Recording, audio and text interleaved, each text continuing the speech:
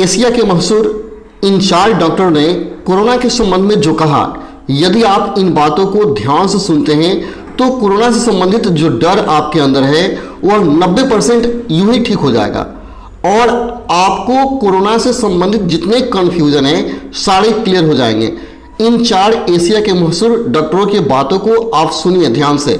सबसे पहले डॉक्टर हैं रणदीप गुलेरी, दूसरे हैं नरेश त्रेहन और तीसरे डॉक्टर हैं सुनील कुमार और चौथे हैं डॉक्टर नवदीप। तो चलिए एक एक करके इनकी बातों को हम लोग सुनते हैं।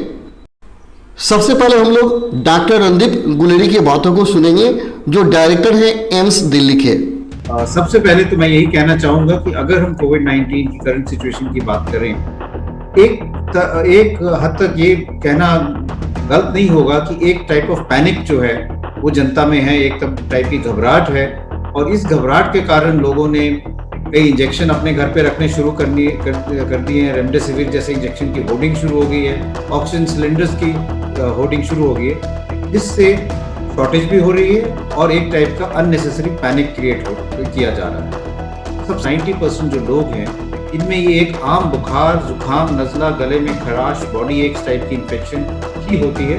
इसमें ना ऑक्सीजन की जरूरत पड़ती है, ना रेमडेसिविर की जरूरत पड़ती है, ना ज़्यादा दवाइयों की जरूरत पड़ती है। बुखार की आप गोली लें, जुकाम नज़ले की दवाई लें, अपने घरेलू नुस्खे करें, भाप लें, योगा करें, इसी से आप ठीक हो जाएंगे और आपको ना ऑक्सीजन घर में रखने की जरूरत है, ना रेमडेसिविर इंजेक्शन रखने की जरूरत है और आप आराम से हफ्ते 10 दिन में ठीक हो जाएंगे।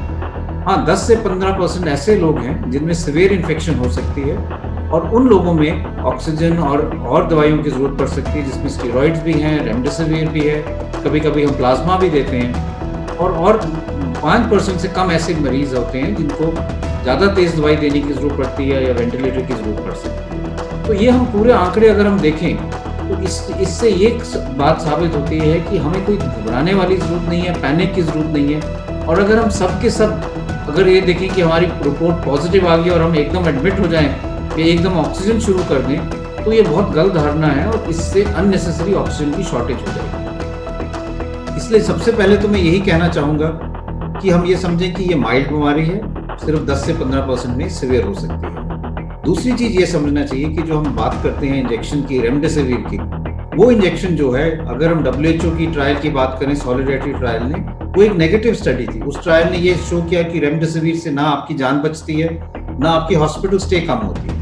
US की एक स्टडी ने ये शो किया था कि अगर रेमडेसिविर हम मॉडरेट टू सीवियर पेशेंट में, मॉडरेट टू सीवियर, माइल्ड में किसी ने नहीं दिया है, मॉडरेट टू सीवियर में दें तो हॉस्पिटल स्टे कुछ हद तक कम हो जाता है। इसलिए जो स्टेबल पेशेंट्स हैं, जो घर पे हैं, जिनके ऑक्सीजन सैचुरेशन ठीक है, 94 से अबव है, इन लोगों को रेमडेसिविर की कोई जरूरत नहीं है और रेमडेसिविर अगर आप लेंगे तो उससे नुकसान ज़्यादा हो सकता है, फायदा कम होगा। इसलिए एक बात ये भी मैं कहना चाहूँगा कि रेमडेसिविर कोई मैजिक बुलेट नहीं है, सिर्फ उन पेशेंट्स के लिए दी जाती है जो हॉस्पिटल में एडमिटेड है, जिनको मॉडरेट टू सीवियर डिजीज है और जिनकी ऑक्सीजन सैचुरेशन 93 से कम हो रही हो, जिनके लंग्स में शैडोज आ रहे हों, जो हम एक्सरे या CT स्कैन से देखते हैं, या ब्लड की रिपोर्ट में ऐसे पैरामीटर्स आ रहे हों जो ये सजेस्ट करें कि वो मॉडरेट या सीवियर डिजीज की तरफ जा रहे हैं। तो ये एक बात समझना बहुत जरूरी है। दूसरी चीज़ ये है कि कई लोग ये सोचते हैं कि अगर मेरी सैचुरेशन कल 98 थी और आज 97 हो गई तो आस्ते आस्ते मेरी सैचुरेशन गिरने लग रही है और मैं ऑक्सीजन लगाना शुरू कर देता हूँ। हमें ये समझना चाहिए कि ऑक्सीजन जो हम देखते हैं ब्लड में, चाहे आपकी सैचुरेशन 94 हो, चाहे 98 हो, चाहे 99 हो,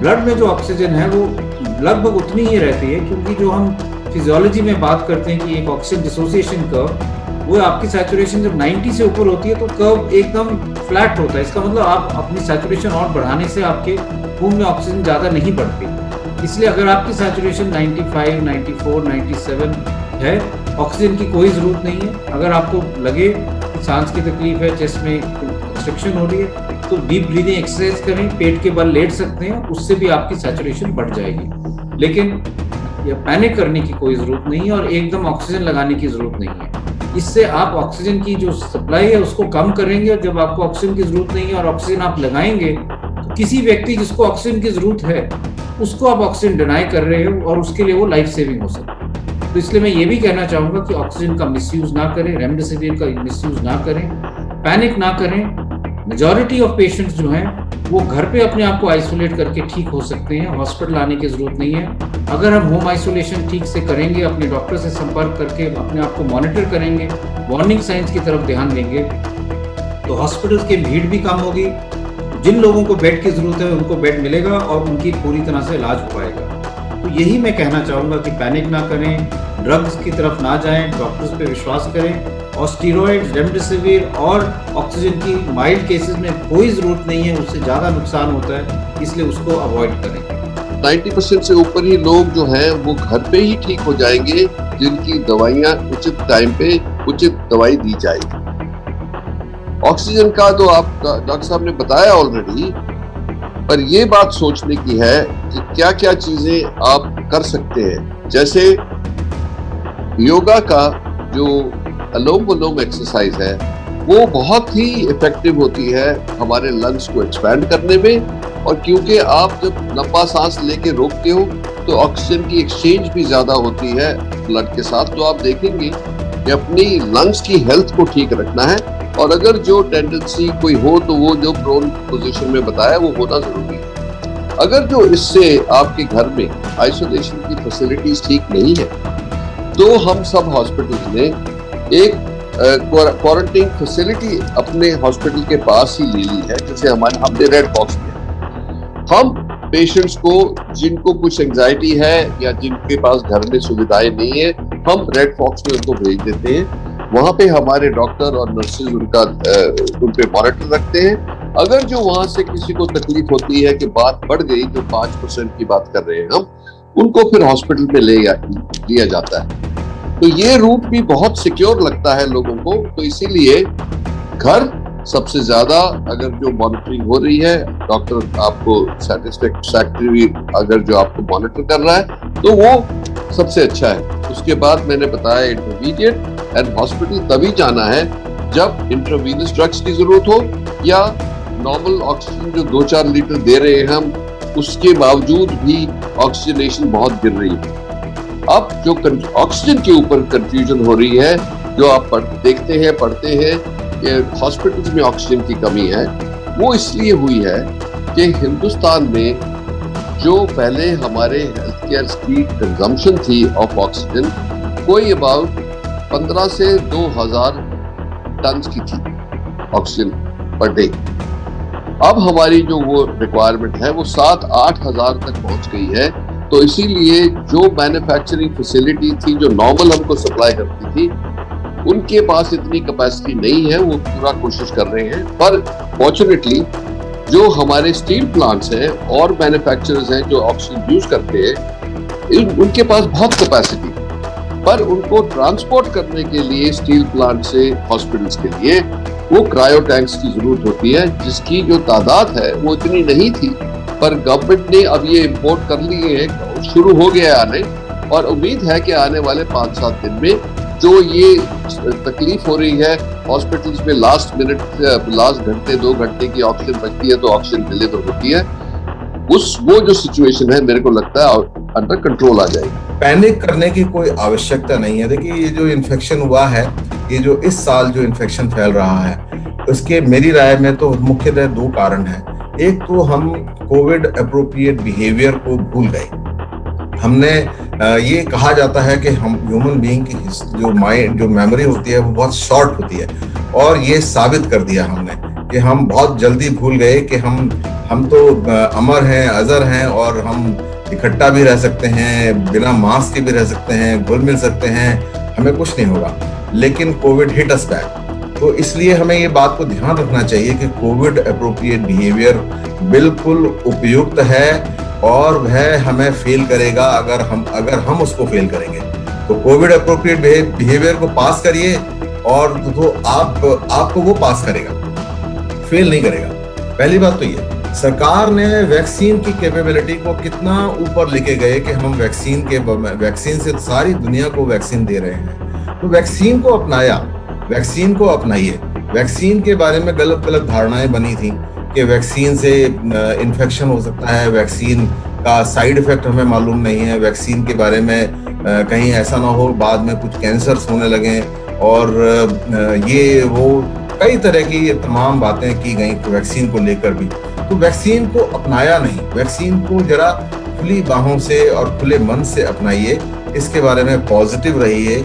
इसमें सरकार आपके स्वास्थ्य की ध्यान रखती है। हमने जो ऐप बनाया है या जो हमने वो बनाया है, अपना सॉफ्टवेयर बनाया है, उसमें सभी तरह की आपकी जितनी भी समस्याएं होती हैं वैक्सीन को लेकर के वो सारे रिकॉर्ड की जाती हैं।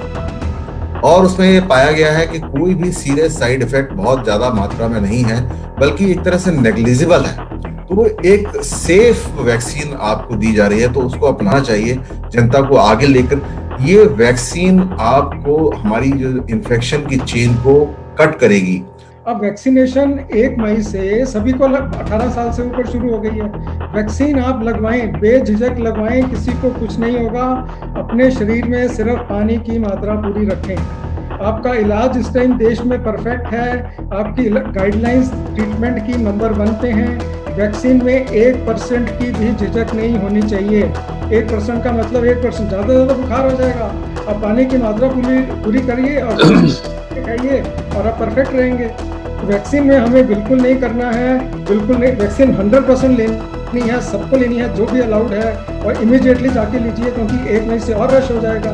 जिन्होंने अब तक नहीं ली वो अपनी वैक्सीन पूरी करिए, सेकंड डोज लगवाइए और ब्रेक द चेन पे काम करिए। मिस इन्फॉर्मेशन बहुत है, ब्रेक द चेन।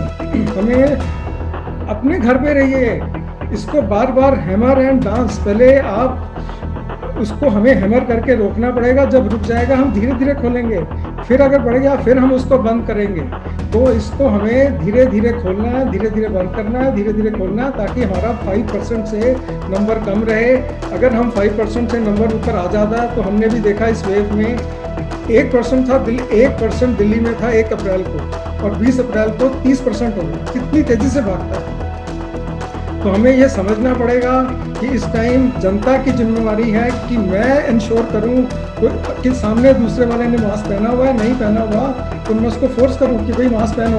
अपने घर में जो आपके लोग हैं, आपके घर में आपके बहुत सारे, आपके ऑफिस में बहुत सारे लोग हैं, हमें सभी का ख्याल रखना है। कितने वर्कर्स हैं, हमें सबका ख्याल रखना है। तो हमें अगर रिस्ट्रिक्शन भी लगाएंगे, हमें सबका ख्याल रखना है, और जितना हम ख्याल रखेंगे तो रिस्ट्रिक्शंस लगाने की जरूरत कम पड़ेगी।